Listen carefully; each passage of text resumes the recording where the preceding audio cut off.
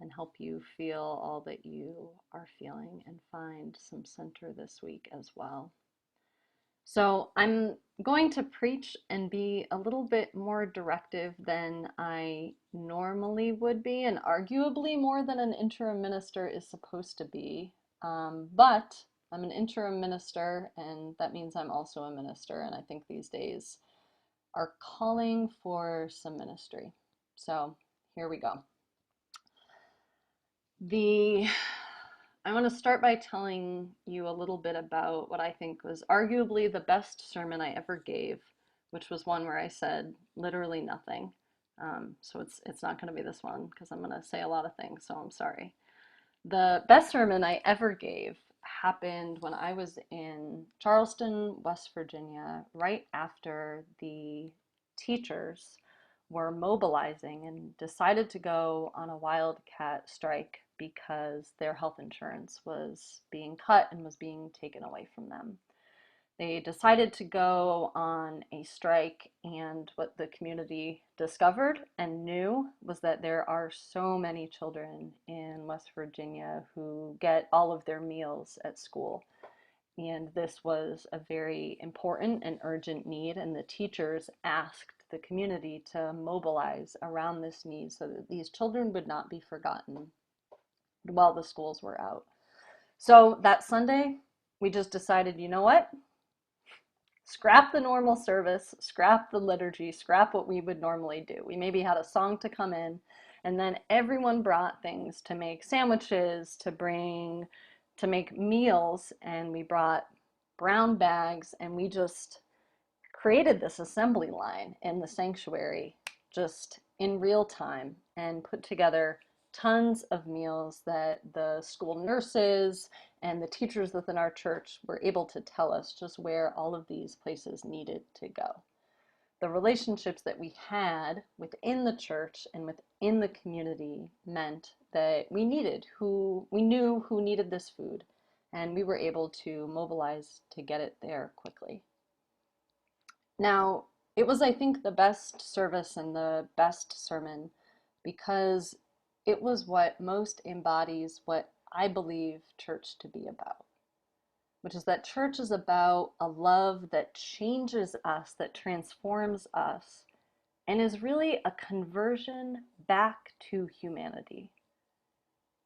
Back to humanity, that inherent humanity and connection and worthiness that we all have, but that the systems of our world sometimes separate us from. So to give us just a little bit of theological grounding for this, I turn to Carter Haywood, who you've likely heard me speak of before. Now, Carter Haywood was one of the first Episcopal women to be ordained as a priest. She was one of the, I forget if it was 7 or 11 now, women who really fought the church to ordain women. She is also a very good friend to my mentor, Jim Lewis, who I mentioned before. Jim was one of these clergy in the early ages before women were able to legally get abortions, who helped create an underground network when he was in West Virginia and North Carolina to ensure that women were able to get access to a safe abortion. So this mentor of mine, Jim, is good friends with Carter. They actually have like pre-church together most Sundays where they get on Zoom and talk and pray together. So I share that with you, not just to brag that like I've met Carter Haywood and she's a big deal, but to humanize her and to say that even theologians who write wonderful things are all just people and are people who are in relationship with folks who've done very real things, who have taken little steps that have made big ripples. Okay, Carter Haywood wrote, "Love is a choice, not simply or necessarily a rational choice, but rather a willingness to be present to others without pretense or guile. Love is a conversion to humanity, a willingness to participate with others in the healing of a broken world and broken lives. A willingness to participate with others in the healing of a broken world and broken lives, and a conversion to humanity. Church at its best is about this kind of love, allowing ourselves to be changed by it, to being converted back into humanity, to be with one another, healing all of the brokenness that we will always have. This is what makes us a powerful community and a community of faith. This transformation back into humanity and into community in spite of a world that tries to separate us, to convince us that we are not one. Church and love convert us back into humanness. They create in us the commitment to dismantle those structures that divide us and to shift the systems that keep us apart by creating systems that bring us together, right? This is part of our calling as a church, to be creating systems of community and love and care that bring us together. Now, we know that church as it is, as it always structures, does not always center that, does not always help us do that. And we are not in ordinary times. We are not in ordinary times, so we are needing people to be with us. And I'm wanting to make sure, can someone just toss in the chat that they are hearing me preach the sermon and my internet connection isn't going weird right now? I need a little help from our friends here. Great. Thank you, Jean.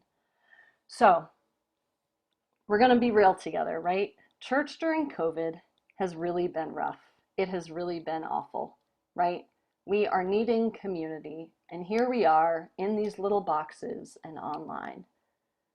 So I think we need to be thinking about how we can safely gather in community and how we can center our values, how we can build connections and relationships safely, even if we're saying maybe we shouldn't always be cramming into a little sanctuary, okay? So I'm going to ask you in the weeks ahead to consider with me, how do we center this conversion to humanity? How do we center this mission of the church to be converted with love and connection, to be transformed, to be transformed by love and connection, and allow that transformation to change the world as well. So I will ask you in the coming weeks to just imagine with me, how would we be gathering if we were centering our mission? And how would that change how we're gathering even now during COVID? Because we know that love is in action. And love is something that moves in us, and it is so important for us to gather together in community so we can be reminded of that love and so that we can feel it together. Now, how do we keep doing this? How do we get together in community really and truly? I think for me, I look at who have I learned from? Who have I learned how to be in community with? How to be in communities of care and for transformation. And for that, I'll share with you all that part of why I moved to West Virginia for my first ministry job is that when I visited West Virginia, I saw that people there really knew how to care for one another. They were so good at ministering to one another. And I said, okay, these are the people who can teach me the kind of ministry that I would like to do. Now, those of us who are in poor rural communities, poor urban communities, know this kind of community that I'm talking about. The kind of community where neighbors take care of neighbors, where you check in on people and just do what needs done. We know that queer communities, especially queer communities in the AIDS crisis, knew how to do this, how to take care of themselves when no one else was. We've heard about this during worship. We know that currently queer communities, especially trans communities in the modern day, know how to do this. We know that most oppressed and marginalized communities, who I will say are the majority in this world, not the minority, know how to do this. Because people who are oppressed know how to care for one another, know how to come together, because the government and the people in power have never cared about us.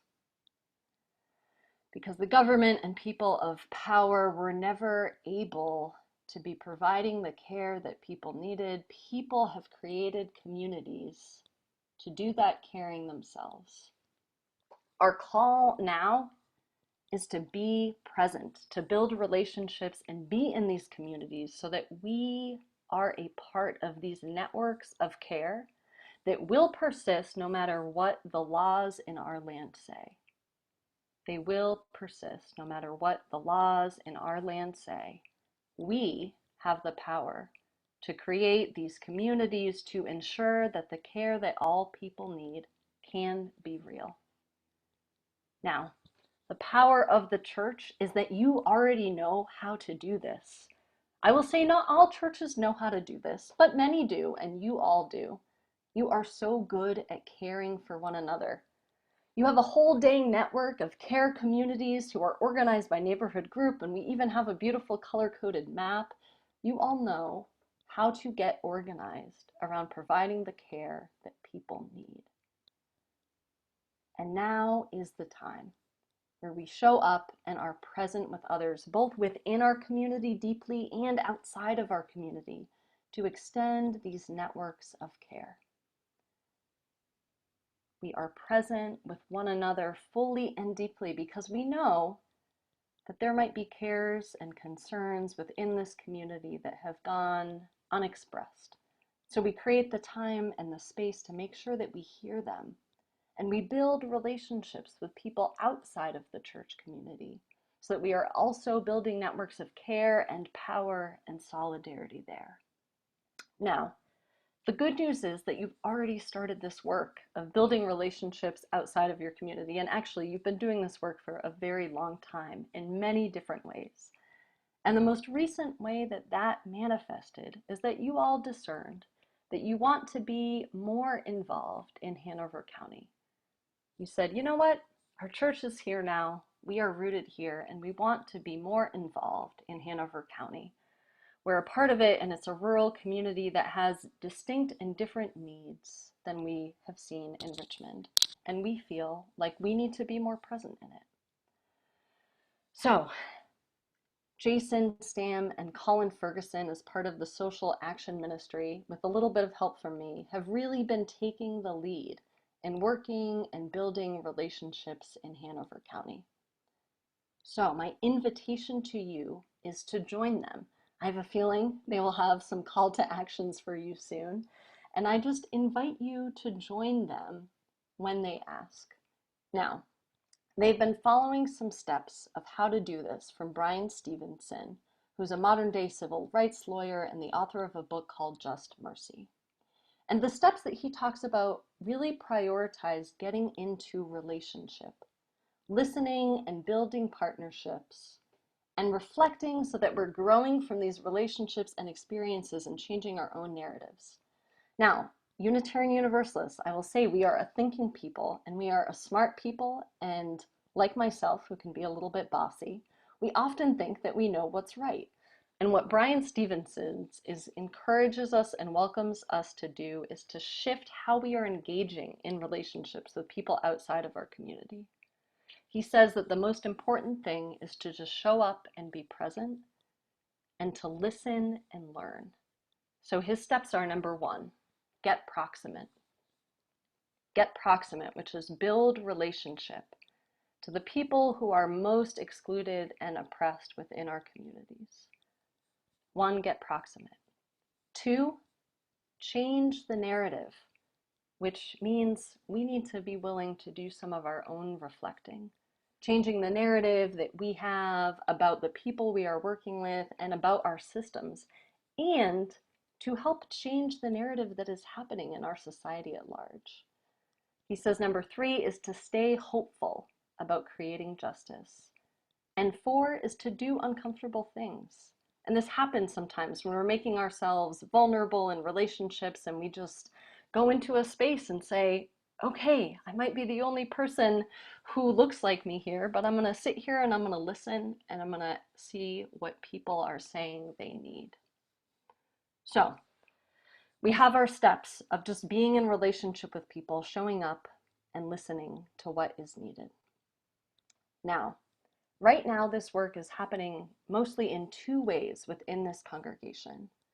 The first way is with an ecumenical group, an ecumenical faith group in Ashland that focuses on social services, and the second is in supporting trans youth in Hanover County. So this ecumenical group is a lot of clergy, but some lay leaders. So I've attended, and I just got them to agree that Jason can also attend. And we're still kind of getting oriented into this group, but they provide a lot of different social services. And we are discerning what the role of UUCC might be in supporting these other neighborhood churches that provide a whole variety of social services, from support for rental payments to housing to homelessness and to food. So that is one area that you'll be hearing about more. And the second is supporting our trans youth in Hanover County. And Colin has been involved in this. Others of you have been on some calls about this, I know, because I think I saw you there, Robin and Renee and some other folks, and Adina has also been involved.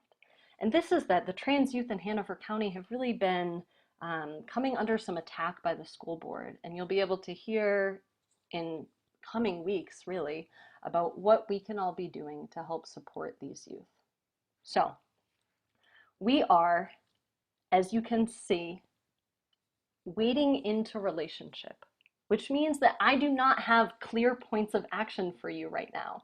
And that can sometimes be uncomfortable because sometimes when we're angry and upset, we just want to be able to do something and change the world right now. However, we know that is not how change happens.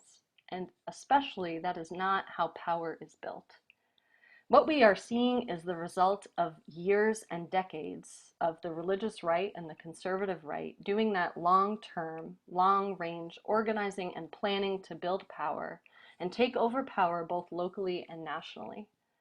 I will say the religious left and the left at large has not been as good at doing that long-term organizing and strategizing. And this is what we are called to do now. We are called to do that slow work of building relationship and building power in the communities where we are.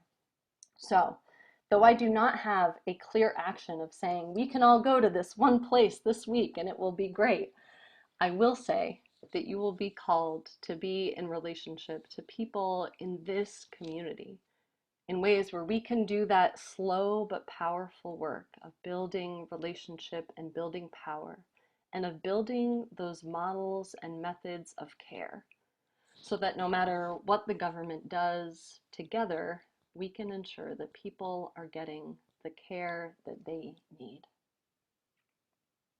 Now, my final point, I know we're running a little over, is that I have experienced that this way of engaging brings about that transformation of self that we long for.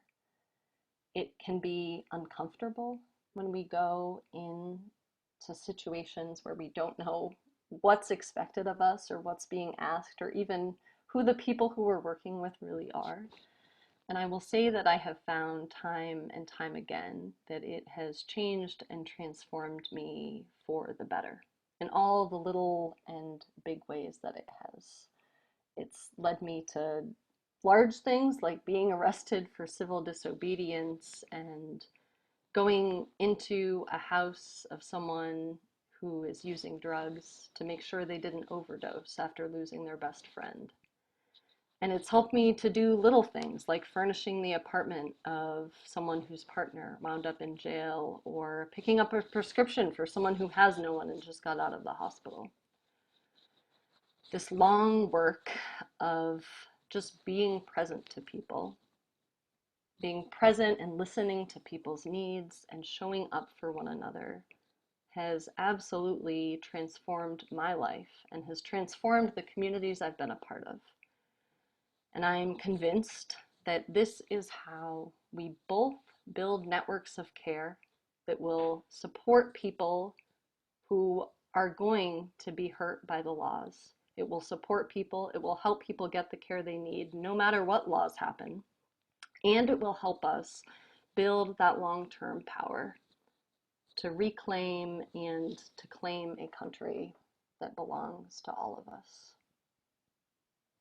Now, I know that some of you have been doing this work, and I ask that you take this moment as a time to both rest and recommit. And I know that for some of you, this might feel a little new. And I trust that together, as a church community, this is a slightly new way of doing things. It might feel a little awkward at times, and luckily, that's kind of my jam, of like doing the awkward thing that feels a little weird sometimes, and we're going to figure it out together, and we're going to be better for it, and we're going to be more human for it, because we are called for love and to a conversion of humanity. So keep grieving, keep grounding. That's what we were doing here today, so that we can get going. Amen. May it be so, and may we make it so.